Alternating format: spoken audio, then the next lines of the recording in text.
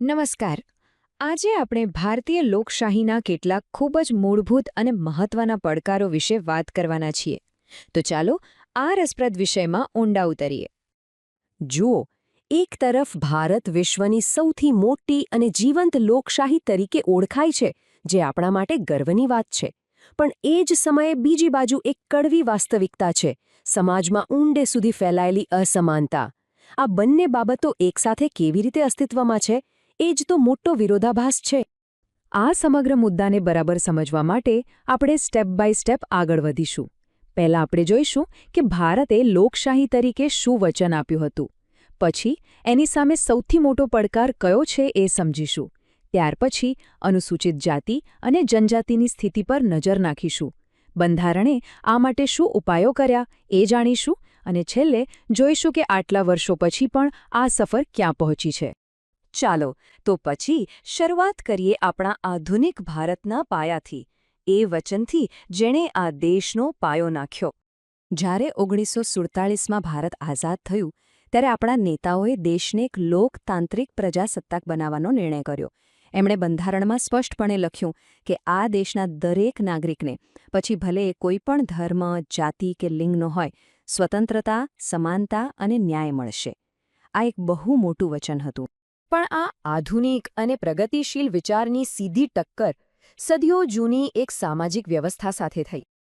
હકીકતમાં ભારતીય લોકશાહી સામે જો કોઈ સૌથી મોટો પડકાર હોય તો એ છે સામાજિક અને આર્થિક અસમાનતા.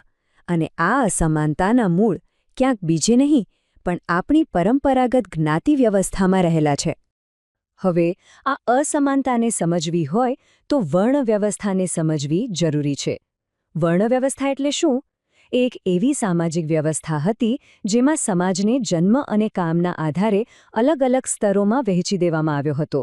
એકદમ પિરામિડ જેવું માળખું. આ વ્યવસ્થાની કેટલીક ખાસિયતો હતી. જેમ કે પહેલું તો એ કે આ એક ઊંચ નીચ પર આધારિત માળખું હતું, જેમાં અમુક જ્ઞાતિઓ ટોચ પર અને અમુક તળિયે હતી. બીજું, દરેક જ્ઞાતિનું કામ નક્કી હતું, જે પેઢી દર પેઢી જ ચાલતું. અને આના કારણે શું થયું?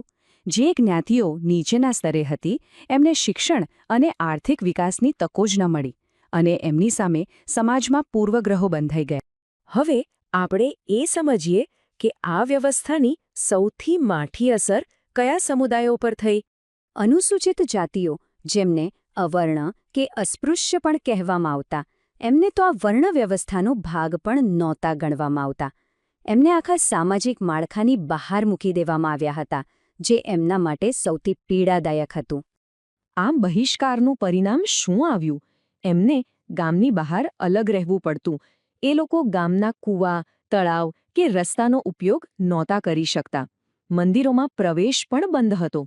ટૂંકમાં એમને સમાજથી સંપૂર્ણપણે અલગ કરી દેવાયા હતા અને એમની સાથે સતત અપમાનજનક વ્યવહાર થતો હતો.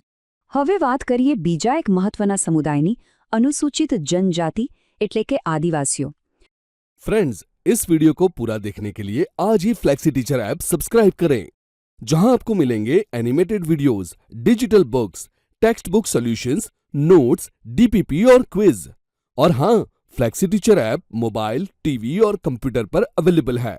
और अगर आपके पास इंटरनेट नहीं है तो तुरंत ऑफलाइन सेट टॉप बॉक्स के लिए संपर्क करें। Flexi teacher, the one you needed.